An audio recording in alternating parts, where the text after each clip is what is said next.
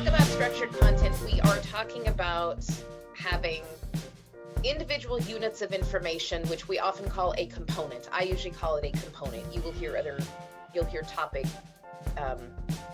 you'll hear unit, you'll hear building block, but a component of information.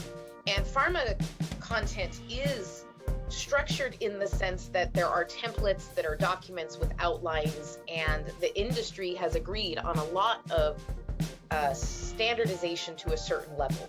You know, section 5 of a clinical study report is always about section 5 of a clinical study report, that kind of thing.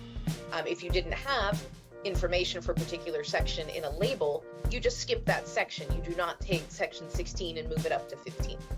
So it's taking that kind of concept much more granular, whereas this is my component of information about, I don't know, a drug-drug interaction.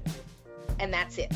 There's no extra information. Mm-hmm. It's just about that. And then it becomes very reusable. So you end up with kind of a library of individual bits of information that you can then assemble into many different outputs. I often work with regulatory content, so I'm often thinking about submissions.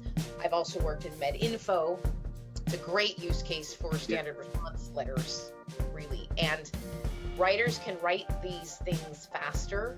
Once you get trained and kind of learn how to do it, you can assemble faster, and the machines can really help us. The structured part is there's some markup that the machines understand in the background that says it's metadata or tags. I don't know how many folks on this call work in this area, but you can tag the content so that you know this is a drug-drug interaction. This is about demographic population group, or so that the machines can more easily search, retrieve, assemble.